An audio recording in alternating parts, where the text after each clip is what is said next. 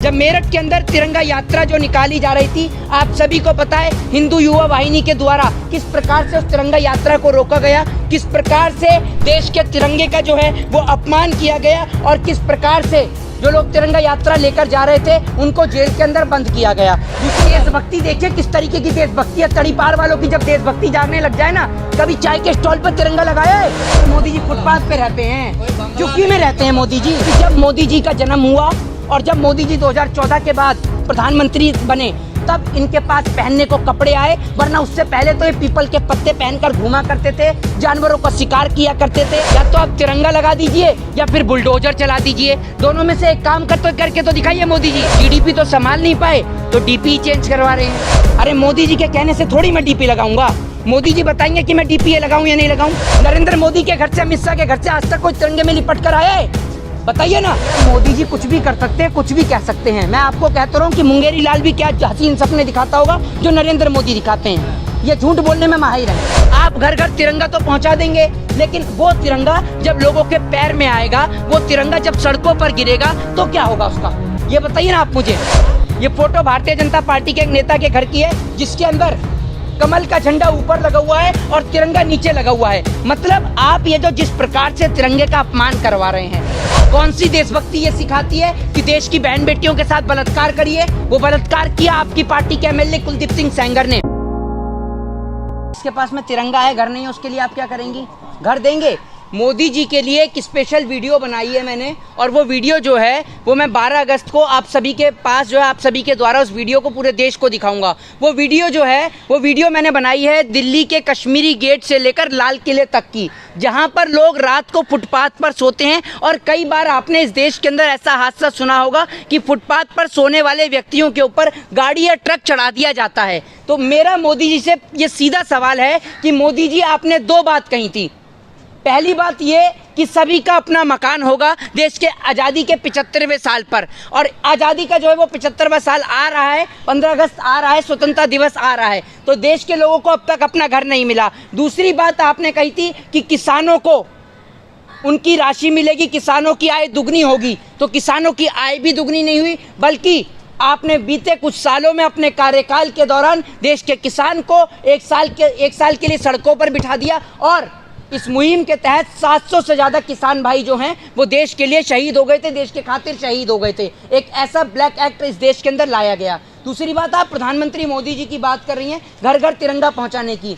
आज का दिन आपको याद है किसी को कि आज का दिन क्या दिन है? आज का दिन वही दिन है, आज 8 अगस्त का दिन है। आज ही के दिन 2018 को वाराणसी में जब मेरठ के अंदर तिरंगा यात्रा जो निकाली जा रही थी, आप सभी को पता है हिंदू युवा वाहिनी के द्वारा किस प्रकार से उस तिरंगा यात्रा को रोका गया, किस प्रकार से देश के तिरंगे का जो है वो अपमान किया गया और किस प्रकार से जो लोग तिरंगा यात्रा लेकर जा रहे थे उनको जेल के अंदर बंद किया गया। दूसरी बात यह कि एक तस्वीर आप सभी के सामने दिखाना चाहता हूँ। ये तस्वीर बड़े गौर से देखिएगा। ये घर आप सभी के कैमरे में मेरे ख्याल से अच्छे से दिखाई दे रहे होंगे। ये तस्वीर है अरुणाचल प्रदेश की। अरुणाचल प्रदेश में बने इस चीनी गांव के ऊपर भी या तो आप तिरंगा लगा दीजिए या फिर बुलडोजर चला दीजिए, दोनों में से एक काम करके तो दिखाइए मोदी जी, क्योंकि ये खाली गांव अच्छे नहीं लग रहे हैं। या तो आप इसके ऊपर बुलडोजर चलाइए या फिर तिरंगा लगाकर दिखाइए। आप हर घर तिरंगा तो पहुंचा रहे हैं, क्योंकि ये लोग जीडीपी तो संभाल नहीं पाए तो डीपी चेंज करवा रहे हैं। देखिए, हमारी देशभक्ति तो बहुत है, हमारी देशभक्ति कोई नरेंद्र मोदी या अमित शाह नहीं जगाएंगे। अगर इनको देशभक्ति जगानी है तो जगाएं अपने नेताओं की देशभक्ति, जिनकी देशभक्ति गायब हो गई है। कौन सी देशभक्ति ये सिखाती है कि देश की बहन बेटियों के साथ बलात्कार करिए? वो बलात्कार किया आपकी पार्टी के एमएलए कुलदीप सिंह सेंगर ने। कौन से देश की देशभक्ति ये सिखाती है कि अपने देश से गद्दारी करिए? और आपने देश से गद्दारी करिए। देश के प्रधानमंत्री उस देश में जाकर बिरयानी खाते हैं जहां जो पाकिस्तान हमारे हिंदुस्तान के जवानों को गोली मारने का काम करता है। कौन से देशभक्ति ये सिखाती है कि आप देश के लोगों से सर्टिफिकेट मांगे या उनको सर्टिफिकेट दें? आप तो देश के लोगों को सर्टिफिकेट दे रहे हैं। वो क्यों करेंगे? मैं तो बहुत दिन से ट्विटर हैंडल फॉलो कर रहा हूँ। वो क्यों करेंगे भैया चेंज? वो लोग क्यों करेंगे चेंज, ये बताइए ना। उन्हों को तो तिरंगा मायने नहीं रखता, उनके लिए तो मायने रखता है सिर्फ और सिर्फ देश के अंदर उनका झंडा। उनको तिरंगे से कोई प्रेम नहीं है। और मैं आपको एक फोटो दिखाना चाहता हूँ। ये फोटो आप देखिएगा और अपने तमाम दर्शकों को भी दिखाइएगा, आपको बड़ा अच्छा लगेगा ये फोटो देखकर, है ना। ये देखिए, ये फोटो कल मैंने क्लिक करी थी, आज से कुछ दिन पहले। ये फोटो भारतीय जनता पार्टी के एक नेता के घर की है। ये फोटो आप बड़े ही गौर से देखिएगा।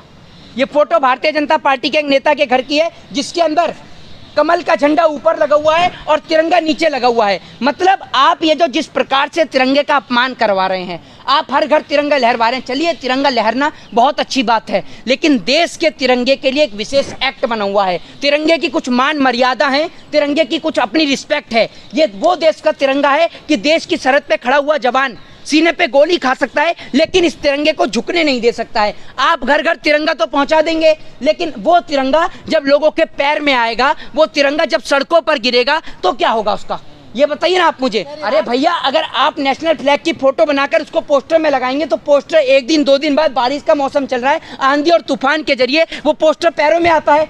जिस प्रकार से आपने देखा नहीं, मोदी जी की, योगी जी की जो तस्वीरें हैं, वो लोगों के पैर में आ रही थी, और एक कूड़ा उठाने वाला उसको उठा के कूड़े में डाल देता है, तो उसको नौकरी से हटा दिया जाता है। तो हम चाहते हैं कि देश के तिरंगे का सम्मान किया जाए, उसका कोई अपमान ना हो।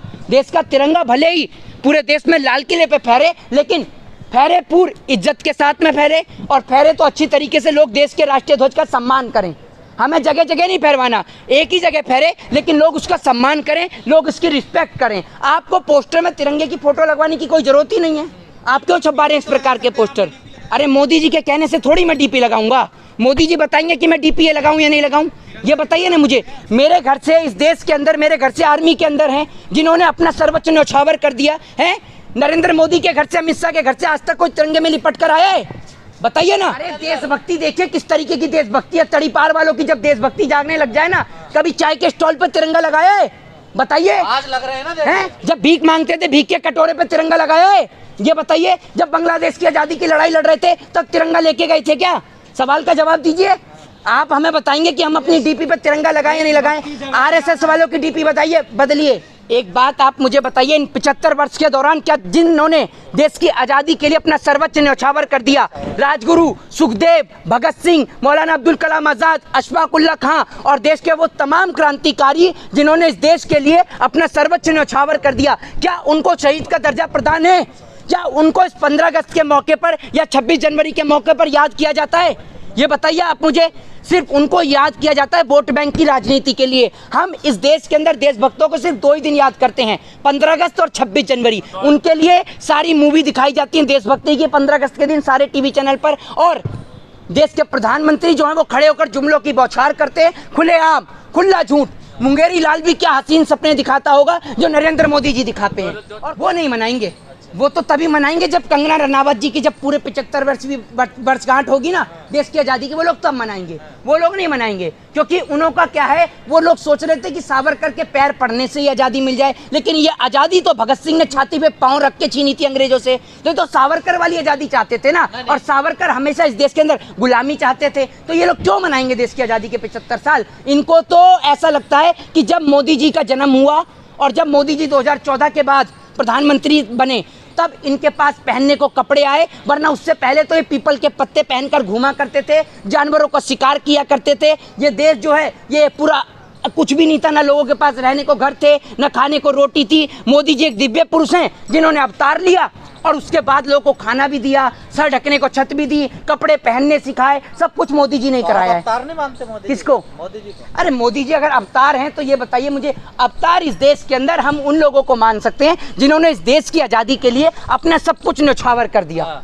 वो इस देश के लिए अवतार थे। परिवार छोड़ दिया देश के लिए। कौन? मोदी जी। ये आप जैसे पत्रकार पूरे देश की महिलाओं को अपमानित करते हैं। आपके कहने का अर्थ ये है कि अगर कोई देश के लिए कुछ करना चाहे तो पहले उसको अपनी घरवाली को छोड़ना पड़ेगा।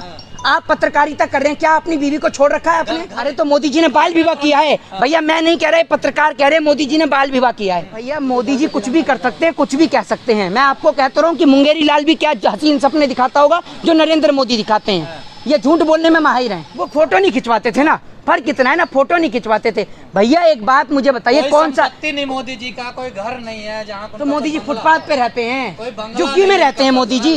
कोई है उनकी प्राइवेट प्रॉपर्टी? किसकी? मोदी जी की। मोदी जी झुग्गी में रहते हैं, तनख्वाह नहीं मिलती देश के प्रधानमंत्री को। घर में रहते हैं वो, किसके लिए? सरकारी घर में रहते हैं। अरे तो भैया प्रधानमंत्री हैं तो सरकारी घर में ही रहेंगे। तो वही तो जब कह रहे हैं ना। सुन लीजिए, जब सारी जिंदगी घूमने फिरने में और आपने ऐसे ही करके बिता दी तो सीधी सी बात है आप सरकारी आवास में ही रहेंगे।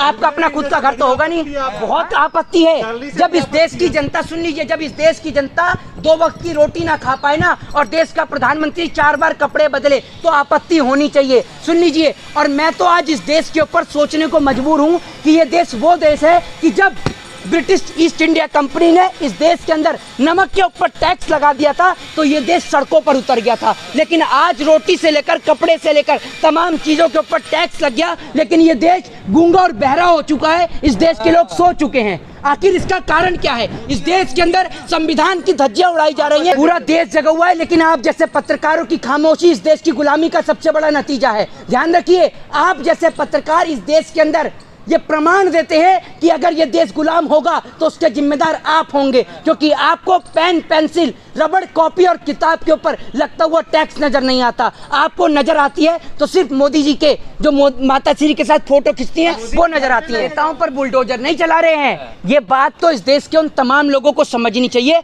जो बड़ा गला फाड़ फाड़ कर सड़क पर लेट लेट कर चिल्ला रहे थे हिंदुओं की सरकार है, हिंदुओं की सरकार है। देख रहे हैं ना आप किस प्रकार का कांड हो रहा है। जिस प्रकार से भारतीय जनता पार्टी ने विकास दुबे का इस्तेमाल किया, ठीक उसी प्रकार से अब श्रीकांत त्यागी का भी इस्तेमाल जो है वो खत्म हो गया था। इसीलिए उनके घर पे कार्रवाई की गई, वरना इतने दिन से कोई कार्रवाई क्यों नहीं की गई? इस सवाल का आप जवाब दीजिए। हो रहा है। भारतीय जनता पार्टी देश के अंदर तमाम लोगों का इस्तेमाल करती है, चाहे वो इस देश के अंदर SC ST OBC के लोग हो, चाहे इस देश के अंदर वो ब्राह्मण हो, चाहे शूद्र हो, चाहे वैश्य हो, चाहे क्षत्रिय हो। लेकिन समय रहते जो व्यक्ति समझ गया, संविधान को अपना लिया तो वो बच सकता है, वरना ये देश की बर्बादी। ब्राह्मणों का भी इस्तेमाल करती है बीजेपी। अरे कमलेश तिवारी की तो हत्या ही करा दी गाजियाबाद में। आपने देखा नहीं कि एक परिवार को, पूरे परिवार को कुल्हाड़ी से काट दिया गया था? बताइए ना आप मुझे। और दूसरी बात ये कि ये जो जातिवाद वाला जो फैक्टर है ना, इसके ऊपर बात ही ना करें तो ही बेहतर है, क्योंकि इस देश के अंदर सबसे बड़े गर्व की बात यह है कि हम आज़ादी का 75वां साल मना रहे हैं और हम सबको एक होना जरूरी है। हम हिंदू, मुसलमान, सिख और ईसाई से पहले, सबसे पहले हम इस देश के नागरिक हैं और हम इंडियन हैं, तो हमें गर्व से कहना चाहिए I proud to be Indian. जय हिंद, जय भारत, वंदे मातरम।